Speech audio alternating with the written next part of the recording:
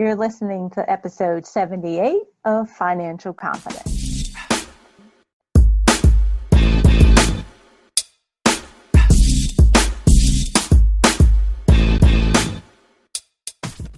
You're listening to episode 78 of Financial Confidence. Hey, and welcome to Financial Confidence on WYTV7 Christian Broadcasters Network. I'm your host, Lynn, Demmons, and we appreciate you for stopping by WYTV7.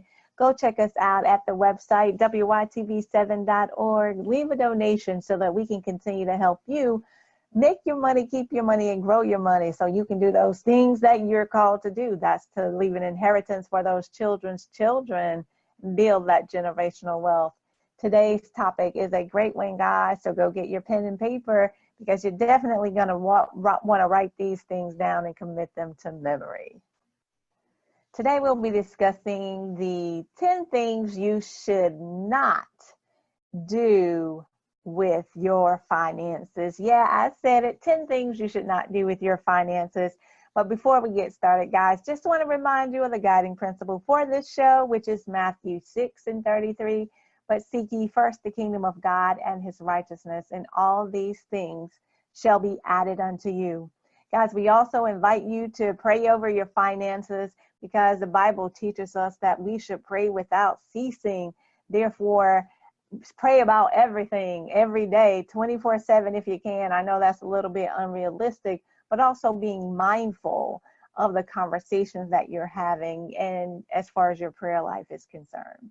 So if you will, guys, commit this simple prayer to memory as you move forward in growing, making your money, keeping your money, and growing your money the right way. Lord, help us to value things in this world that's really valuable. That's our relationship with you, our lives, and our families. Help make us responsible stewards of your financial resources, and let us trust your holy word. The eternal glory in thy Son Jesus, in his name we pray. Amen. Yes, guys, we're talking about the 10 things you should not do with your finances. Just to make sure that we reiterate, we're going to take this and kind of model it after those 10 commandments for debt because it ties in so very well with the different things that you should not be doing with your finances. Also, guys, don't forget to go over to Financial Confidence on Facebook and follow us, share this episode out with all of your friends, whether they're on Facebook, Instagram, Twitter. We're there too. Go follow me at Demmons Speak. That's Demmons, no demons here. DEMMONS. So let's get started, guys. For the reason that you're here, what are those 10 things that you should not do with your finances? So we're going to start with number 1, guys. Thou shalt not create new debt. And looking at debt, just want to give you a simple reminder. Debt is a form of slavery, so you got to get rid of that bad debt. Proverbs 22:7 teaches us that the borrower is slave to the lender.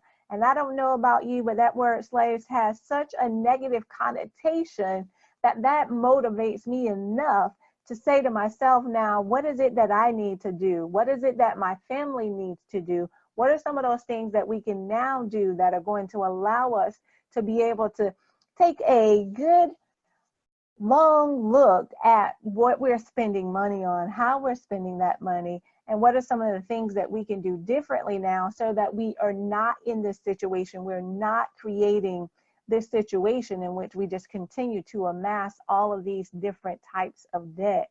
And that's a very important principle to live by as you continue to make, to keep, and to grow your finances so you can do what you're called to do. So the second thing, guys, is thou shalt completely eliminate that credit card debt. And when you look at that credit card debt, it's hindering you from creating lasting wealth. And lasting wealth comes from consistency. And in order to be consistent, we all know that you must be disciplined in this. It takes discipline for an individual to go through their finances and look at everything and model and have a plan and be intentional, right? In everything that they're doing, everything that they're spending, everything that they're saving, everything that you're investing. So think about that from a discipline perspective. And Proverbs 13 and 11 teaches us that wealth from those get rich quick schemes, that's going to flee from you, right? That quickly disappears. But wealth from hard work is going to last for the long haul. That's going to last over time. So being intentional in the way that you're going about it, being disciplined in your financial resources, and in eliminating that credit card debt and figuring out different ways to now amass the generational wealth that we're called to build, right? Figuring out what is that next best thing that I need to be doing. And guys, trust me, I understand. You say, well, right now I'm living paycheck to paycheck, or right now I'm living paycheck to Monday, or right now I'm living paycheck to that day. Understanding that sometimes things happen, but I also understand and recognize that there are some things that are within my control. And you need to take a long, hard look for you too. What are some of those things that are within your control that you can now change, that you can now be intentional and taking the right steps that are going to be able to help to correct you? Now, this doesn't happen overnight, because we say this all the time. You didn't get into the situation overnight. But what you can do is take a step back, start to reassess for your financial picture, and understand what it is that you want. See, the problem for most people is that they don't know exactly what they want. And if they do know what they want, oftentimes they don't want it badly enough. So you have to figure out, it's not just enough to want something. It's not just enough to know something. We all know that, we shouldn't be creating new debt. We all know that we should not, completely eliminate that credit card debt. We all know this, but it's not enough to just know it. You must practice. So by being disciplined, it allows you to now practice those things that you know. And that reminds me of a tennis example. When I first started out playing tennis, one of the number one things that we would work on with the coach was our forehand. We get out there, we hit the forehand every day. We go out there for practice for 2 hours, and we're just working on the forehand. And I'm thinking to myself, why are we only working on the forehand? Come back the next day for practice. What are we doing yet again? I was like, okay, I got this forehand thing. So when are we going to move on to the next thing? But the thing that we kept doing is working on the forehand, working on the forehand, working on the forehand over and over and over. And I'm sitting there thinking to myself, why are we continually doing the same thing over and over? I got this now. I should be able to move on to the next thing. I need some other moves that I can now use while I'm out here on the court. And then we come back again. What are we doing? We're working on the forehand, working on the forehand, working on the forehand. I said, you know what? This coach is just taking our money, because all we're doing is sitting out here working on this forehand. But what I failed to understand in all of the effort, all of the intense effort of working on that forehand, is that you got to practice that thing to get it down. Once you practice it so well and get it down, you can now utilize that to help you win games. But it's not until you master that. And Bruce Lee has a saying, I fear not the man who practices 10,000 kicks one time, but the man who practices one kick 10,000 times. And essentially what that says is, not only do you need the right mindset, because I had the mindset to go out there and do that, but you also need the skill set. Do you have the skill set? Do you have the discipline? Have you practiced it enough? Have you practiced enough the idea of actually going through and paying off that debt and continuing to stay out of that debt and eliminating credit card debt and moving to the next debt, or whatever it is for you? Because you have to decide what that is for you. What does that look like for you? What can you manage within your own budget? And again, I think this bears repeating. It's not enough to just know it. You must practice it. You must do this over and over and over. How do you get results? You got to practice. It's as simple as that. Every athlete knows that. Every politician knows that. Every speaker, public speaker, author knows that. In order to get better at something, what do? You have to repeat it. In order for everyone to start telling your story, what do you have to do? You have to keep repeating your story. The same thing happens in our finances. In order for you to see those true results in your finances, you have to continually do the thing that is going to get you out of that debt, not creating new debt, to eliminate those credit cards, to minimize, whatever it is inside of your finances. And I can't tell you what that is, but you can take a long, hard look at that, actually do the work, pull down the numbers. And it's not until you know those numbers, you got to know your numbers, folks, right? It's not until you know your numbers that you're truly going to do the things that you need to be doing, or that you can do with your finances. That's going to completely change the game for you. See, the challenge for many of us is that we think that we need so much more than we actually do. And we think that we need that much more because we're looking at the world. We're not looking at our source. Come on, somebody. We're not looking at the source, but we're looking at all of these other resources that are available to us. But when we look to the source, my Bible tells me, and it should be in yours if you didn't tear it out, then he'll take care of all your needs. If he'll take care of the birds of the air and the fish of the sea, why will he not take care of me? So it's very important for us to understand and recognize that there are some things that we should not be doing with our finances. But it's not until we take a good, long, hard look. And oftentimes it's really difficult to look at yourself and what you're doing wrong, but it's so much easier to see what everybody else is doing wrong. So take a moment to now analyze, internalize, right? Internalize that situation for you from your financial perspective. All right, let's go ahead and get to the next one, guys. Start purchasing things with cash and your debit card. Why? Because we are called to be good stewards of our financial resources. It's all God's money anyway, and the truth be told, it's all His. However, we're simply managers of it. And what we have to recognize here is Psalms 24:1. The earth is the Lord's and the fullness thereof, the world and all who live in it. So if it all belongs to Him, right, then what is it that we should be doing to ensure that we are good stewards of the financial resources that are available to us?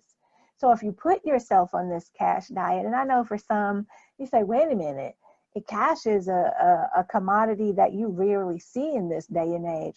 And I know for me myself that you rarely see cash, right, in my purse. I rarely have cash in my purse. But I also understand that when you're starting out on this journey of making your money, keeping your money, and growing your money, you must be strategic. You must be intentional in your actions as far as what it is that you are building for. And the number one thing that's going to help you to get there, guys, is to know your why. And I know we hear this all the time, but understanding your why, if you are single and you're working on this alone, but if you have family, a spouse that you're working on this, you all are coming together in this, you also have to understand their why. Because oftentimes they're not going to buy into your why, but if you're speaking to their why, and what they stand to gain as a result of this, talk about the negative consequences, but don't dwell there. Talk about the potential gains from the perspective of their why, and you'll see how everyone in the family gets on board, right, with this idea, this concept of making your money, keeping your money, and growing your money, and stop doing those things, right, that you should not do with your finances. But it takes time, right? It takes time to get to this place because you must be intentional. Because what most people are looking for is not just another technique. And that's one of the challenges for many of us in our finances, because we'll try something for a time, then that doesn't work. We push that out, then we look for something else for a time, push that out, and that doesn't work. So we got to go get something else, some other technique. And what ends up happening for many of us, if we keep going after technique after technique after technique, then you become fatigued with all of these different techniques that have been pushed at you. You see the small snowball, and you see the avalanche over here. And then you see the cash is king program, and then you have something else completely different. What you must do is find that one thing that works best for you in your finances, and you stick to it. Yeah, you tweak it a little, but you don't completely change the technique. You don't throw the baby out with the bathwater. So you have to understand that if you're working on this process and you want to change and stop doing those things you should not do with your finances, but you also have family members you need to bring on board, it's not just your why that's important. It is their why also that needs to be taken into consideration when you start having these courageous conversations and getting everyone on board so you can do what you're called to do. Yeah, to build generational wealth and leave an inheritance for your children's children. So what else should we not be doing with our finances? Well, one of these things, we should be checking our credit reports. And I know oftentimes for many of us, we don't check it, right?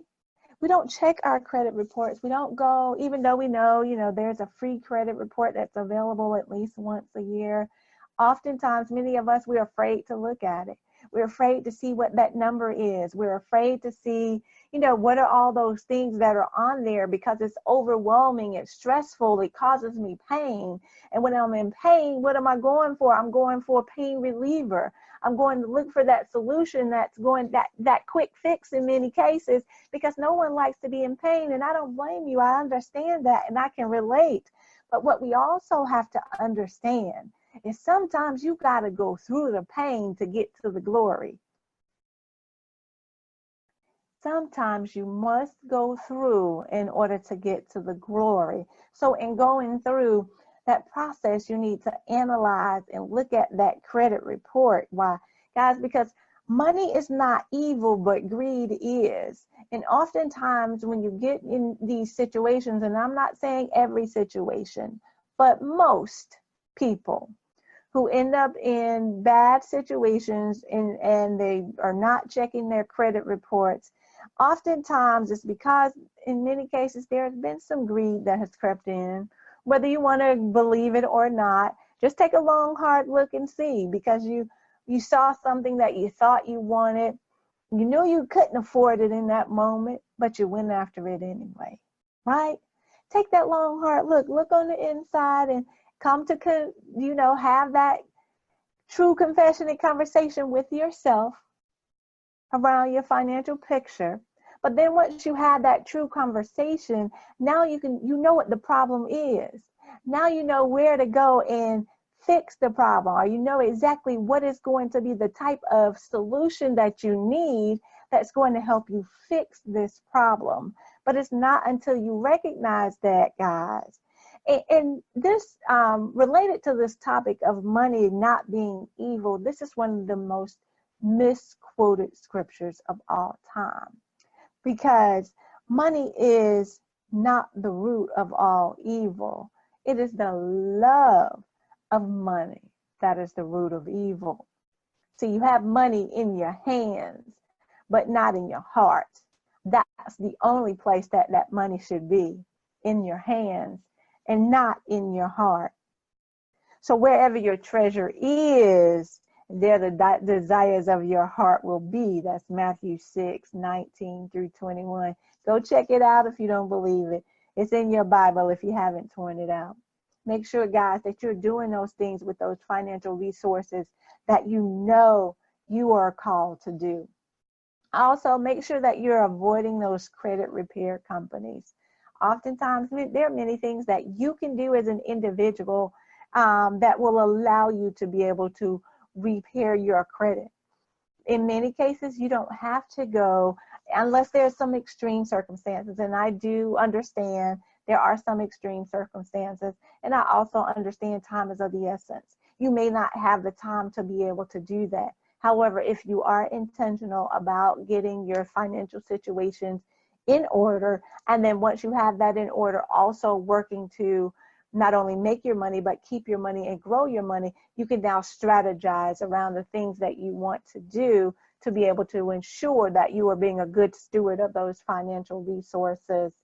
Try also paying your bills on time. Pay more than the minimum if you possibly can. Oftentimes we don't. We'll pay that minimum, and that's not one of the things that you should do with your finances. Now, with that said, I do understand now that there are some situations, and not all jobs are paying you your worth. I get that. I completely agree. However, there are always things that we can do. If you missed 2 episodes ago, go back and listen. I gave you several things that you could do today to start making extra money to help meet that. If you're living paycheck to paycheck, how do you now provide yourself some cushion? How can you now have an extra $1,000 to $2,000 a month that you now have some room, some breathing room to be able to do those things that you need to do? Guys, I appreciate you so much. We're going to finish this broadcast out in the next episode. And I so appreciate you for stopping by here with us at Financial Confidence. I'm Lynn Demmons, America's #1 financial rebound coach. Yeah, I said it, America's #1. If you're enjoying the information that's being shared here at WYTV7, please go over and make a donation at WYTV7.org. We're also hosting in 2020 the Economic Empowerment Expo in Atlanta, Georgia. So I want to invite you out to this great event. If you can't come to the event, April 3rd, 2020, go ahead and leave a donation so that we can sponsor another needy family to be in the place, to get the economic empowerment that they need to make their money, keep their money, and grow their money. Guys, we thank you so much. Connect with me on Facebook, Instagram, and Twitter at Demmons Speak. Again, that is Demmons, no demons here, DEMMONS.